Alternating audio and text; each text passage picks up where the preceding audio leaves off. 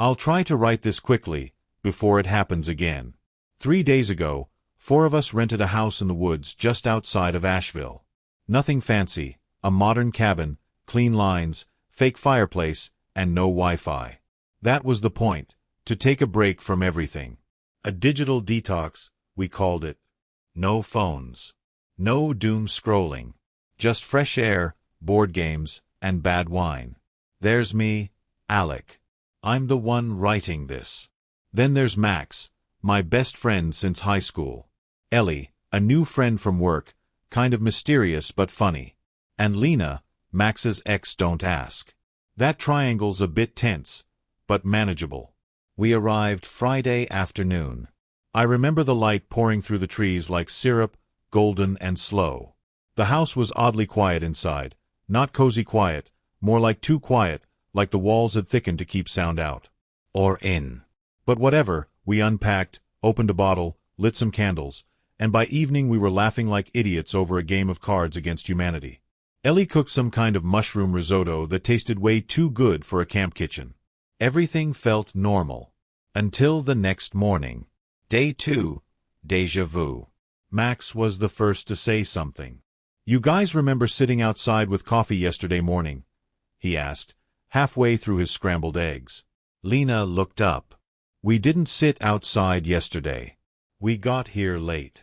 "No," Max said. "I swear we did. It was like cold. You were wearing that hoodie." Alec said something about birds being fake. I had said that before. I make that joke all the time, but I didn't remember saying it here. "You probably dreamt it," I told him. "Maybe." He shrugged. Felt real. Later that day, Ellie found a notebook under the couch. Black cover, unmarked. We assumed it belonged to the owners. She opened it, and it was full of names, scribbled over and over. Alec. Max, Ellie. Lena. Written in different handwriting. Repeated, crossed out, written again. No dates. No context. I told everyone it was a prank. Lena didn't laugh. That night, I couldn't sleep. Day 3, the loop. I woke up at 6:17 a.m. Max was already outside on the porch, drinking coffee. "You're up early," I said. He turned, pale. "You remember this?" "What?" "This. This exact moment. I was here. You just said that." Then I say, "Wait." He looked at the mug in his hand. "Never mind. I lost it again." I thought he was messing with me.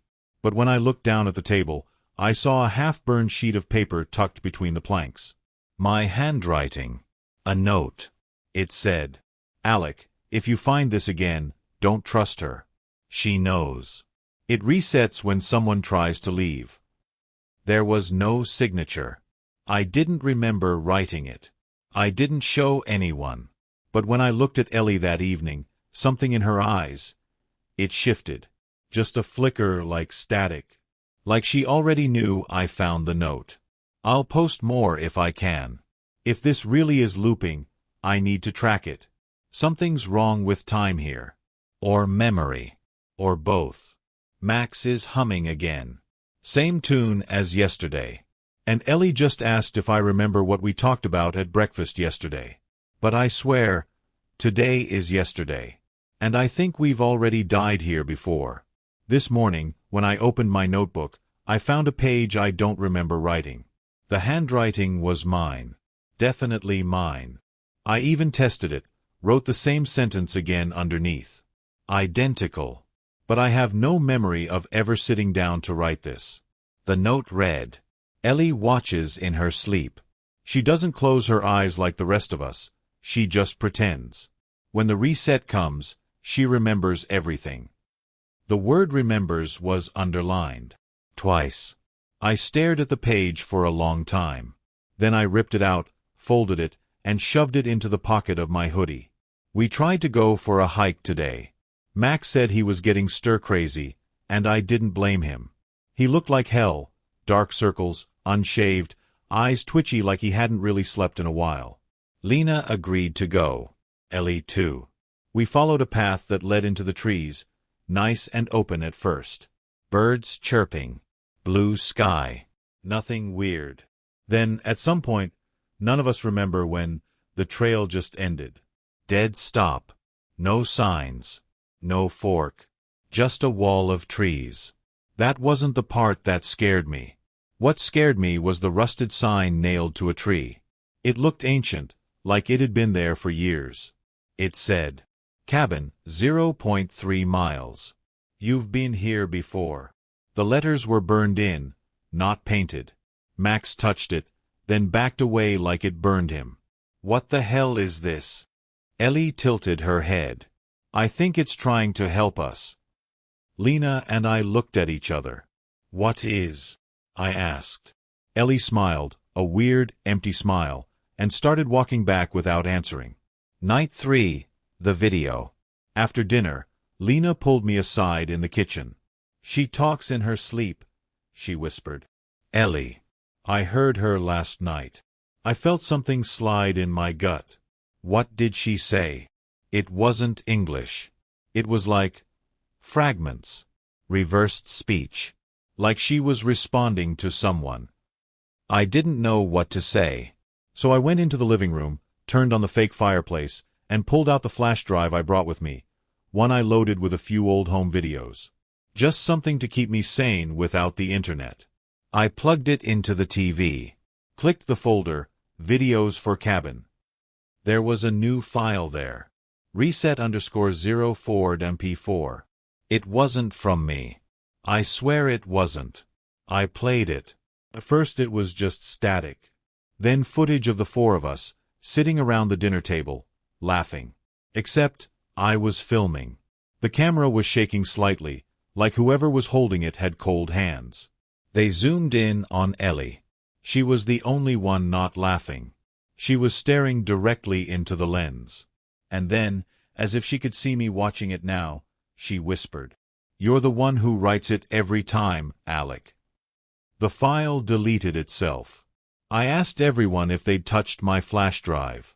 Max swore he hadn't. Lena looked terrified. Ellie just smiled again, sipped her tea, and said, "Some stories write themselves." I locked my door tonight. I don't know if that will help. The humming came back. This time it was outside my window. Max is asleep on the couch. Lena's in the bathroom crying. I don't know where Ellie went. But I think I just heard her voice inside my head. Clear as day. "You're starting to remember, aren't you?" And the worst part? I am. This morning, the house smelled like copper. Not blood. Just the idea of blood. That metallic tang you can't place, right behind your nose. Max was already pacing the kitchen, muttering to himself. He'd barely touched breakfast, and his hands were shaking. "I'm leaving," he said suddenly. "Screw this. I don't care if we agreed on no phones or no signal or whatever. I'm walking until I find a road, or a tower, or literally anyone." Lena tried to stop him, but he didn't even look at her. Ellie just nodded, sipping coffee. "Okay. But don't forget to say goodbye." The way she said it made me shiver. He left around 10 a.m., took a backpack, a flashlight, and a map from the kitchen drawer. The map was decorative, part of the rustic charm of the house. I don't think he realized it was a fake. Lena cried. I tried to track Max's phone even though it was turned off. Old habits. Ellie offered to make tea. We sat on the couch, in silence, waiting. And that's when I noticed it. His backpack was still by the door. But Max had it when he left. I pointed it out to Lena. She said nothing, just stared at it, then at me, then back at the door. Then came the knock. 3 soft taps. I opened it. Max was standing there, soaking wet, covered in mud. No flashlight. No shoes. He looked at me like I was a stranger. "You left hours ago," I said. He tilted his head. "No, I didn't." Lena stepped back. "Yes, you did. We all saw you." Max looked around the room like he didn't recognize it. Or us. Then he said, "You're not supposed to remember that," and walked past us like nothing had happened. Something changed. He barely spoke the rest of the day. Just sat at the table, tracing something invisible into the wood with his fingertip. Over and over. Ellie watched him. Watched all of us. She hasn't blinked in I don't know how long. That night, Lena locked her door. I heard the click. I didn't blame her. I stayed up, writing this, trying to make sense of things. That's when I noticed a word carved into the hallway wall. Fresh. Not there yesterday. Repeat. I followed it. The same word was scratched into the bathroom mirror, backward, on the glass of the front door, in the condensation on the window above my bed. And then, just before I sat down again, I found it on the inside of my left arm. Faint. Like a sunburned outline. Repeat. One more thing. I dreamed of a room I've never seen. Brick walls. A chair in the center. A tape recorder. In the dream, I was tied to the chair. Ellie was standing behind me. But it wasn't Ellie. It was something wearing her face. She leaned in close and whispered, "The loop doesn't reset when you die. It resets when you remember why." Then the tape recorder clicked on, and the voice that played was mine. Last night, I set up my phone to record while I slept. I placed it on the nightstand, camera facing the bed, just to see. Maybe I snored. Maybe I talked in my sleep. Maybe I'd catch something, anything, that would explain the shifting days, the missing time, Max, the word repeat that keeps appearing in places it shouldn't. This morning, I opened the video. The footage was grainy, the room dark, but I could see myself lying there, still, for the first 2 hours. Then something changed. At 2:39 a.m., I sat up. I didn't wake up. My eyes were open, but I wasn't there. I stared directly at the camera. Then I stood, walked out of frame. 10 minutes of nothing. And then, at 2:52 a.m., I came back. But I wasn't alone. Someone, something, followed behind me. Too tall, too thin. A silhouette darker than the rest of the room. Its head tilted at a sharp, unnatural angle, like it was listening to a sound only it could hear. My body walked back to bed and laid down like nothing had happened. The shadow didn't move. It stood at the foot of the bed until 4:16 a.m., then vanished in a single frame. 1 second it was there, next gone. I scrubbed the timeline over and over, but it always disappears between 2 frames, as if it was never there. But I know it was, because when I looked up from the screen, the exact same handprint was on the foot of my bed. The attic. Lena knocked on my door around noon. She looked pale. Her voice was hollow. "There's something upstairs." We'd all avoided the attic since we arrived. The house guidebook said, "Do not enter attic, structural hazard." None of us questioned it. Until today. We pulled the ladder down. I went first, flashlight in one hand, the other gripping the rungs like they might dissolve. Lena followed, trembling. The attic was cramped, dusty, smelled like rot and plastic. But what struck me immediately was the silence. Not just quiet, dead silence. Like the house itself stopped breathing. In the far corner was a box, taped shut. No label. I opened it. Inside were dozens of Polaroids. All of us. In this house. Over and over. Different clothes. Different expressions. Same poses. Some of them showed me, eyes rolled back, mouth open, screaming at something off camera. Others were worse. One showed Max, face blurred as if it was shaking at high speed. One showed Ellie smiling with black holes where her eyes should be. And the last photo in the stack.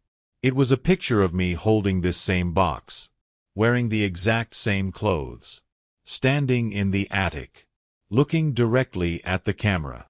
We burned the photos. They wouldn't catch fire. We tried ripping them.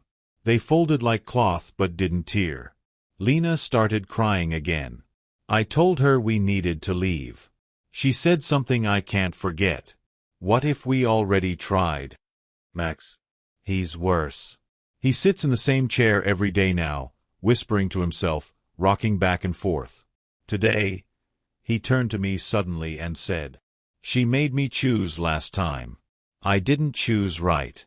I think I'm still paying for that." Then he asked me to kill him. Not as a joke. Not even as fear. As a favor. I didn't answer. But I think Ellie heard. Because tonight, I saw her standing behind his chair, just watching him. Not moving. Not blinking. Just waiting. I can't sleep tonight.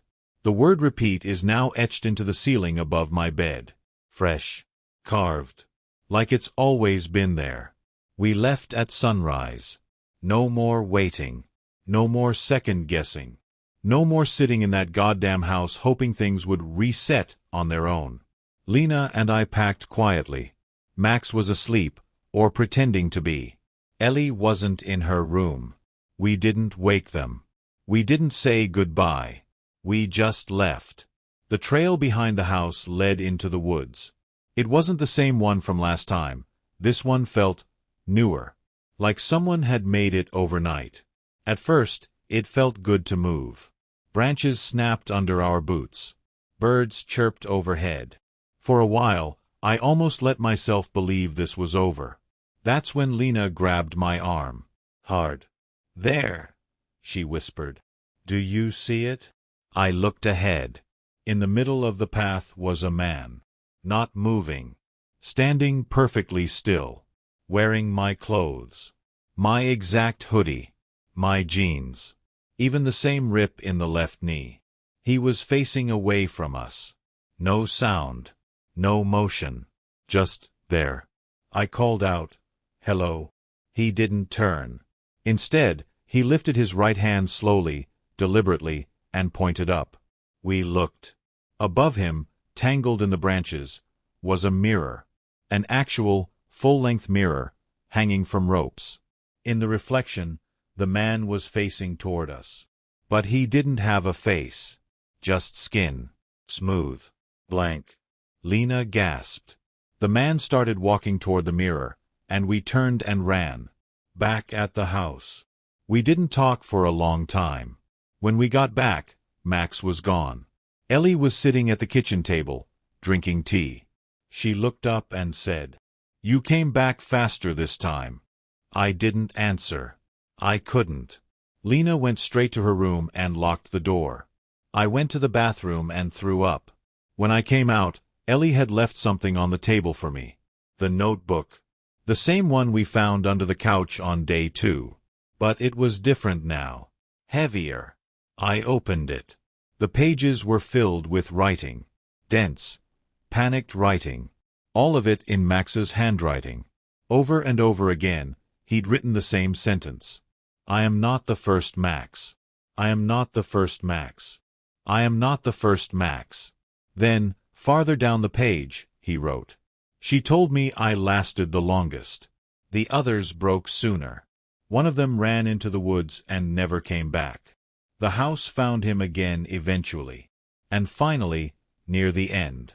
If Alec reads this, she'll make you choose too." The sound.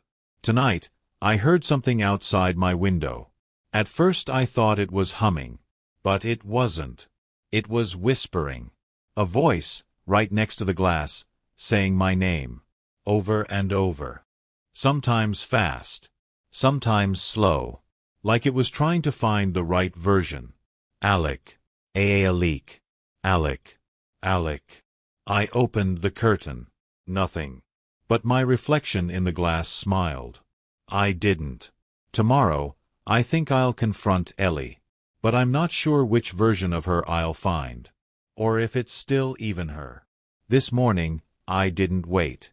I walked straight into the kitchen, where Ellie was sitting like she always does. Calm, composed, smiling faintly like this was all a bad joke only she was in on. "I want answers," I said. She didn't flinch. She didn't blink. She just pushed a cup of tea across the table and said, "Are you ready to remember?" That's when I realized she didn't look tired. None of us have been sleeping well. But her eyes were clear, alert, unchanging, like time didn't touch her. I didn't drink the tea. I sat down instead, across from her. My voice barely worked. Is this a loop? She tilted her head. Not exactly. Then what is it? She paused, then leaned forward slightly and said, It's a test. My stomach dropped. For what? I asked. She smiled again. To see who still wants to leave. Max came back. At 1:13 p.m., the front door opened. Max walked in. But it wasn't our Max. His clothes were the same, his build, his voice, all perfect. But his eyes, they were black. Not bloodshot, not dilated. Just black, like his pupils had swallowed everything. He didn't say anything at first.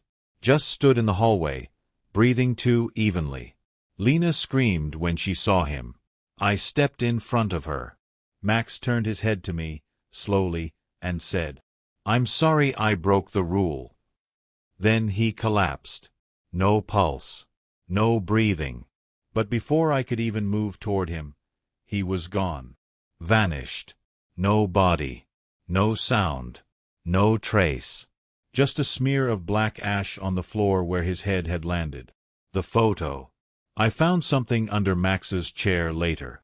A Polaroid. This one showed the four of us at the dinner table, the same table we'd sat at on the first night. But in the picture, I wasn't looking at the camera. I was looking at Ellie. And she was looking at me. Like we both knew. Like we always had. There was a note scribbled on the back in my handwriting. You already chose once. But they don't let you remember the first choice. I dropped the photo. It landed face down. But when I picked it up again, the people in it had changed. It wasn't Max. It wasn't Lena. It wasn't Ellie. It was me, sitting at the table with 3 strangers. But I still looked the same. Exactly the same. Ellie's offer. Tonight, she knocked on my door. Come. Polite. She handed me another piece of paper. Not old, not dusty. Clean. Freshly torn from a notebook. It had 2 lines. One of you gets out. One of you stays forever. Below that, choose before sunrise. I looked up at her. You've done this before, haven't you? She nodded. Then she whispered. So have you. I barely slept last night. Every time I closed my eyes, I was back in that room, the one from my dream. The brick room. The tape recorder. The chair. Only this time, I wasn't tied to it. I was watching someone else. Someone who looked like me. Same voice. Same posture. Same scar on the right wrist. He was talking into the recorder. Test cycle 11. Reset after subject 3 chose to stay. Subject 1 retained memory fragments. Loop was unstable. Intervention required. Recommendation: suppress memory earlier. Introduce anchor object. Then he looked up, right at me, and said, You're not supposed to be here yet. I woke up gasping. There was something in my hand. A key. Rusty. Old. Heavy. Not mine. No idea where it came from. Scratched into the side of it were 3 letters, ALC. My initials.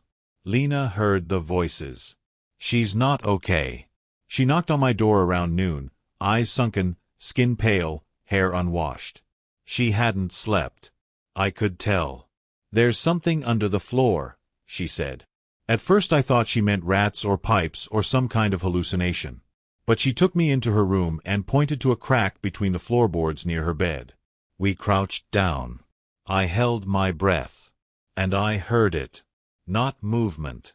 Whispering. Muffled. Dozens of voices, overlapping, saying the same thing. Not yet. Not yet. Not yet. I lifted one of the boards with a knife. Beneath it was nothing. Just blackness. Not soil, not insulation. Just void. Then, a hand reached up. Thin. Gray. Fingernails cracked. It grabbed the edge of the floorboard like it was trying to pull itself out. We both screamed and dropped the board back down. It didn't fight. It just waited. The whispering hasn't stopped since. The mirror moved. There's a hallway near the stairs that leads to the laundry room. It's always been empty. Until today. Now there's a mirror leaning against the wall. None of us put it there. And this mirror doesn't show your reflection. Not fully. It shows the room behind you. Accurate, correct, but your body in the reflection is always a little off. Too stiff. Too still. And your face is always turned toward the camera, even if you aren't facing it. I stood there for 5 minutes watching my reflection. It never blinked. But just before I turned away, it smiled. I didn't. The writing on the walls. New words appeared today. Not repeat this time. Above the front door, in black marker. Every exit is an entrance. On the fridge. You left the first time. And on the bathroom mirror, just below the fogged glass. Welcome back, Alec. Something I haven't told anyone. I think I was here before. Not just in another loop. I mean before this life. Before this version of me. Little things. Like how I knew where the attic key was without thinking. Or how the hallways feel familiar even though we've only been here a few days. I found an old envelope behind a cabinet today. No stamp. Just my name on it. Inside. A photo. Me. Alone. Sitting at this same table. Same house. Same tired eyes. But the note on the back didn't make sense. Not at first. If you're reading this, you made the wrong choice last time. Don't trust the one who watches. She doesn't forget. Not even between lives. Tonight, Ellie knocked on Lena's door. I don't know what they talked about. But Lena hasn't come out since. And now there's scratching sounds from her room. From under the floor. Lena didn't come out of her room this morning. When I knocked, no answer. When I pushed the door open, the room was empty. But her bed was still warm. The sheets were damp, like she'd just gotten up. The only thing left behind was a single floorboard pried open near her nightstand. And underneath, blackness. Same as before. Same whispering. But now the voices weren't saying, "Not yet." They were saying, "Now." The trapdoor. I went to the kitchen to breathe. The air felt heavier today, like the house had been holding its breath all night and just exhaled into my lungs. I don't know what made me look, but I got down on my hands and knees and started feeling beneath the center island, behind the drawers. And there it was. A trapdoor. Old. Iron hinges. Hidden beneath a rubber mat. I don't know how we never noticed it. I pried it open with a knife. Dust fell out like it had been sealed for years. Below, a ladder. Stone walls. And a cold draft that smelled like rotting wood and electricity. The other house. The space below wasn't a basement. Not really. It was a replica. The same layout. The same hallway. The same kitchen table. But everything was older. Rotting wallpaper. Mold along the ceiling. A dead bird on the stairs. The photos on the wall showed me, in black and white. In clothes I've never owned. Standing with people I don't recognize. And yet, I do. I think they were me, too. Versions of me. One of them had no eyes. Another was smiling too wide. One was just a shadow in human shape. Each photo had a date scrawled underneath. All the dates were in the future. I heard footsteps above me. Slow. Deliberate. I froze. Then a voice drifted down through the trapdoor. "You're not supposed to see that yet." It was Ellie. But the voice had layers. Like more than one person speaking at once. And something about it made my nose bleed instantly. I closed the trapdoor and climbed back up. Ellie wasn't there. The timer. Back in the real kitchen, or what I thought was the real kitchen, I found the oven blinking. We never used it. But now the screen displayed 3 hours 59 minutes and 47 seconds. Then 3 hours 59 minutes and 46 seconds. A countdown. I don't know to what. I unplugged the oven. The countdown kept going. Lena's message. I checked my phone, even though we all agreed not to bring them. 1 bar of battery. No signal. But a message had appeared in my notes app. No title. Just text. If you want to find me, go to the mirrored room and don't look away. You'll know which one it is. The message was timestamped for tomorrow at 3:17 a.m. I asked Ellie if she'd seen Lena. She said. Lena finally asked the right question. When I pressed her, she leaned in close, too close, and whispered, "You'll ask it too. Before the timer ends." I think we've been underestimating what this house really is. It doesn't trap you. It divides you. And I think I'm starting to split. I found the mirrored room. It was the guest bedroom, the one we never used. The one we always walked past without noticing. The mirror wasn't hung on the wall. It was built into the wall. Floor to ceiling. Seamless. No frame. Cold to the touch. At first, everything looked normal. My reflection matched me perfectly. Same clothes, same tired eyes, same shallow breathing. But then I blinked. And he didn't. My reflection just stared back. Unmoving. Expressionless. Not frozen, just watching. And then he smiled. I didn't. I took a step back. So did he. I raised my hand. He raised his. But it was a second too late. A delay. Like a bad video call, but worse. Intentional. He was mocking me. Then he lifted his hand to the glass and pressed his fingers against it. I felt something cold on my fingertips, from the inside.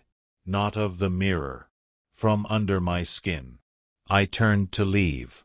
Behind me, I heard, "Alec." I froze. The voice was mine. But not from me. It was coming through the mirror. Muffled. Close. Wet somehow. I turned back. My reflection was gone. The room was empty. But the mirror still showed me, standing there, staring at where he should have been. Then a new voice whispered behind the glass. She let me choose too. The walls are talking. Later that night, I heard Lena again. But not from outside. From inside the walls. She was whispering urgently, like someone trying to talk through a pillow. I pressed my ear to the drywall. Don't let her offer it to you. If she does, you'll say yes. You always say yes. I whispered her name. Asked where she was. She didn't respond. But the wall got warm. Like something on the other side was pressing its face against it. The house is getting smaller. Hallways that used to be straight now curve slightly. The bathroom is farther from my room than it was yesterday. The front door leads to the same hallway as the back door. I opened a closet and found the other Alec's hoodie hanging inside, the one from the woods. It was soaked in blood. The tag had my name, but not my handwriting. The timer keeps going. 2 hours 11 minutes and 52 seconds. 2 hours 11 minutes and 51 seconds. 2 hours 11 minutes and 50 seconds. No label. No alert. Just counting down. Ellie saw me watching it and said, "It's not time that's running out. It's identity." Then she opened her mouth wider than should be possible. Too wide, unhinged, and 3 voices came out at once. Only one version leaves. Then she closed it and went back to sipping tea. Like nothing happened. I checked the mirror again. My reflection is back. But now, he has a scar on his cheek. I don't. Not yet. The fireplace has never worked. That's what the guidebook says, decorative only. Not functional. But tonight, I smelled smoke. Not firewood. Not ash. It was older than that. Like something had been burning for a very long time, then stopped suddenly. I knelt beside the fake hearth and pulled at the brickwork. One brick slid out with a grinding groan. Behind it, wrapped in canvas, was a journal. Thick, heavy, damp at the corners. I opened it, expecting my own handwriting again. It wasn't. The script was delicate, sharp, controlled. Someone had written the same name at the top of the first page over and over. Alec, Alec, Alec, Alec, Alec. Below that, Subject 1 exhibits memory drag after cycle 6. Emotional loyalty remains a variable. Loop integrity compromised. She's watching him more closely now. And then a page number, one of 113. The journal changes. Every time I blinked, the journal seemed different. Page 17 had blank space the first time I saw it. Now it reads, "He discovered the mirror again. As expected. He never asks what's on the other side." Page 42. Subject 2 Max. Reached destabilization threshold. Removed. Reconstructed. Loop retained. Page 89. Subject 4 Ellie. No longer responds to standard parameters. Possible autonomy. Possible contamination. The final page was torn and rewritten multiple times. Crossed out lines. Doodles in the margin. But one message had been carved in deeply, as if with a knife. He made the first loop. Then, in smaller, neater text beneath it, he made all of them. I dropped the journal. When I looked up, Ellie was standing in the doorway. She looked different. Not physically, but like her skin was stretched too tightly around her shape, like it was holding something larger inside. She pointed to the timer above the oven. 58 minutes and 9 seconds. Then she said, with terrifying calm, "You've almost remembered enough. Ready for the final version." Max returns, again. An hour ago, I heard someone walking barefoot through the hall. Heavy steps. Wet. I opened the door. Max was there. Not the broken, black-eyed Max from before. This one looked fine. Almost too fine. Clean shirt. Calm eyes. Even a joke ready on his lips. But he said something that chilled me to the bone. "We made this place, Alec. Don't you remember why?" I stared at him. "You and I, we built this. You for guilt. Me for forgetting." Then he looked around and added, "I think she wants to end it this time." The final message. I went back to my notebook tonight. There was something new on the back cover, etched in hard enough to dent the cardboard. "You didn't come here to escape. You came here to confess." And underneath that, "Only one version of you can leave." The mirror shows me sleeping again. But I haven't laid down. And there's someone else in bed beside me. Smiling. Waiting. I didn't sleep. I can't sleep anymore. Every time I close my eyes, I wake up in a room that doesn't exist. Sometimes it's the dining room, but the chairs are upside down, nailed to the ceiling like insect husks. Sometimes it's a hallway that only goes left no matter which way you walk. Sometimes it's the mirror room, but I'm not the one reflected. Every version of me I see is more exhausted, more decayed, more aware. The journal was never mine. Max, or the thing wearing Max's face, sat across from me this morning with a cigarette between his fingers and said, "The journal wasn't left for you. It was left because of you." I didn't understand. He continued, "You created this place to hold your guilt. But you made it too well. And now it doesn't want to let you go." Then he smiled and flicked the lighter. The flame went backward. What I finally remembered. There was no cabin. Not at first. There was a hospital room. White. Fluorescent lights. The smell of bleach and burnt skin. And a voice. Mine. Saying, "Just give me somewhere quiet. Somewhere I can forget." And someone else, a doctor, maybe, or someone worse, said, "We can do that. But if you remember, you'll have to decide what to do with it." Then, the sound of water, the feeling of sinking. This house, This house is the cage I asked for. Every loop, every version, every Max and Lena and Ellie, they're all constructs built for my own guilt, my own memory fragments, my own fear. Each of them acts out a role. Each of them breaks, eventually. Except Ellie. Ellie told me the truth. I found her sitting on the roof tonight, barefoot, humming the tune I heard in the first dream. I didn't say anything. She looked at me and said, "You created us to keep you safe. But someone had to stay awake. So I volunteered." I sat beside her. My chest hurt. My ears rang. The timer was almost out. 9 minutes and 12 seconds. "Why are you still here?" I asked. She didn't smile this time. "To make sure you choose the right door. You didn't last time. You stayed. And another version of you got out. The final loop begins. Back inside, the house is warping. The photos are changing. The mirrors ripple. Lena's voice echoes from every vent. "He's almost here, Alec. You're almost whole again." The hallway that used to lead to the bedrooms now leads to the brick room, the one with the tape recorder, the chair, the single hanging light. It's waiting for me. Max stands at the door. Ellie stands at the other. Both are silent. Both are watching. I can hear footsteps behind the walls now.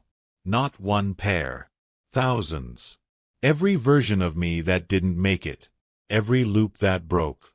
Every choice that was too slow, too selfish, too scared. They're all coming back. For this.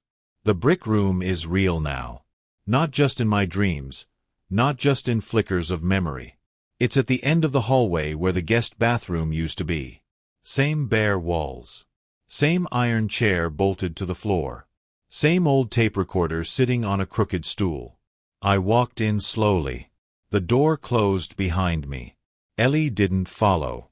Neither did Max. I was alone. But I wasn't alone. The tape. The recorder clicked. The reels began to turn. I didn't touch it. My voice crackled through the speaker. Tired, hoarse, trembling. "This is Alec. Cycle unknown. If you're hearing this, you've made it farther than most. You should know, this place was never meant to hold you. It was meant to reveal you. Every room is a confession. Every shadow is a memory you didn't want. Every version of them, Max, Lena, Ellie, they're not people. They're pressure points. Tools. Mirrors. The longer you stay, the more real they become." Then the voice changed. Same tone. Same cadence. But colder. "This is Alec. The one who got out. You made the wrong choice, remember? You stayed. You always stay. But this time, they're giving you one more door. One real exit. No loops. No memory wipes. No splitting. But you don't get to come back." The tape ended with a slow, mechanical click. And then a sound behind me. A knock. 3 times. Soft. Even. Familiar. I turned around. The wall where the door had been was now solid. But beside the chair, a new one had appeared. Smooth metal. Seamless. No handle. Just a plaque above it. "Remember fully, then decide." And beneath that, 3 seconds. 2 seconds. 1 second. The timer hit 0. And everything stopped. Not silence. Stopped. No air. No gravity. No thought. Like the house had stopped pretending to be real. Then it whispered, "Now choose." I saw them again. In the room with me now were Max, Lena, and Ellie. But this time, they looked like corpses of memory. Max with his cracked grin and wet shirt. Lena with dust in her hair and no eyes. Ellie with her face half shadow and half smile. They didn't speak. They didn't move. They waited. Like the choice wasn't just mine. Like it was theirs, too. I reached for the door. It was warm. And behind me, Ellie finally spoke. "If you open it, this version ends. You won't get to say goodbye to the people you made. They'll disappear like they were never real. I looked at her. She wasn't pleading. She was mourning. I asked her, "Are you real?" She didn't answer. Just smiled one last time. And vanished. When the door opened, there was no blinding light. No scream. No wind. No collapse of the house behind me. Just quiet. The kind that makes your ears ring. I stepped through. The first thing I noticed was the air. It hurt to breathe. Like every inhale scraped the inside of my throat with glass. The sky above was gray. Not clouded, empty. As if something had erased the sun and forgot to put it back. I looked behind me. There was no door anymore. No house. Just a field of stone. Smooth. Endless. With one thing carved over and over again into the ground. I was Alec. Thousands of times. In different hands. Different depths. Different languages. But always the same words. The Watchers. I wasn't alone. Across the plain, shapes stood still in the distance. Not people. Not quite. Silhouettes of men and women, frozen in place, as if mid-thought. Some had faces like mine. Others didn't have faces at all. One was missing a mouth. Another had no hands. They watched me without moving. And I somehow knew. These were the others. Every version that chose to leave. That opened the door. They weren't free. They were archived. The original. I felt something shift beneath my feet. The ground rippled, like it was breathing. Then a voice spoke behind me. Not from a throat. From the air itself. "He's here." I turned. There was someone walking toward me. No sound of footsteps. Just motion. He looked exactly like me. Same hair. Same scar. Same hollow eyes. But older. Worn. Like a photo that had been photocopied too many times. He didn't stop walking until we were inches apart. And then he said, "You're the first one who made it far enough to remember everything. The Creator speaks." He pointed upward. There was something hanging in the gray sky above us. An enormous, turning wheel. Rusted. Silent. Covered in names. Some were mine. Some were Lena's. Some were unreadable. "You didn't make this house," he said. "Not exactly. You asked for it. But she built it.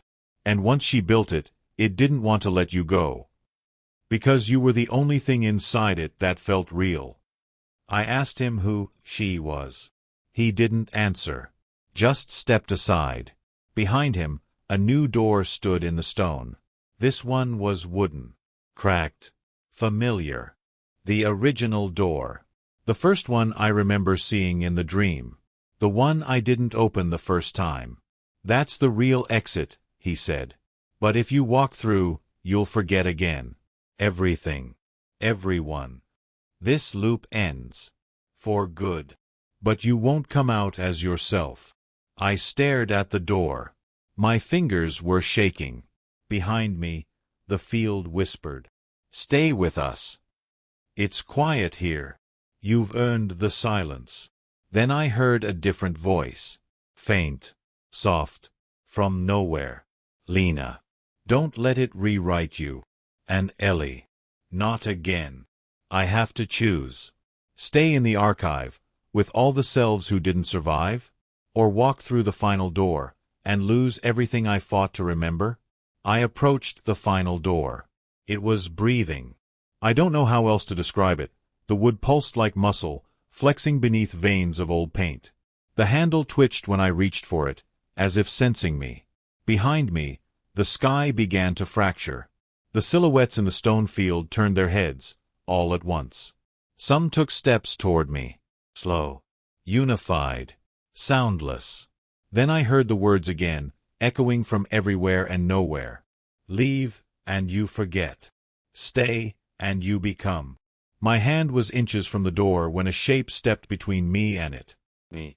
but not the tired, unraveling reflection I've seen in mirrors. This one was whole. Too whole. Smiling. Confident. Calm in the face of collapse. He wore the same hoodie I'd been wearing on the first night. Clean, like it had never been touched by this place. He looked at me and said, "I'm what you wanted to be. The version that made peace. I never opened the door. I built a life inside instead. I stopped asking questions. I let go." He reached into his pocket and pulled out a photo. It was us, him, Lena, Max, Ellie, laughing at the kitchen table. The room bright. Warm. I stared at it too long. He knew. "It doesn't have to hurt," he said. "You don't have to remember what you did before this place. That's the gift, Alec. Why would you trade peace for pain?" I asked him, "Are they real?" He didn't answer. Instead, he took a step forward and said, "You don't get to know that. That's the price of staying." Then he changed. The smile fell. His face twisted, not into anger, but into desperation. "If you go through that door, she won't let you back. You'll never know which version of you was the original. Maybe you never were. Maybe all of this was her." I asked one last question. "Then why are you trying to stop me?" He paused and said, "Because if you leave, I disappear." The decision. The field of Alec's specters had nearly reached us. The sky cracked open, black lightning splitting across nothing.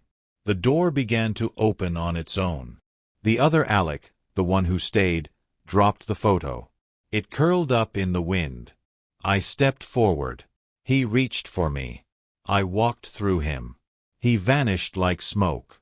Inside the threshold. The space between the door and the world beyond wasn't empty. It was made of memory. Every word I'd said. Every face I'd erased. Every scream I'd swallowed. It wrapped around me, squeezing. Whispers begged me to turn back. They weren't angry. They were afraid. Of what would happen if someone truly remembered. I forced myself forward. One step. Then another. And then I stepped through the door and into the world.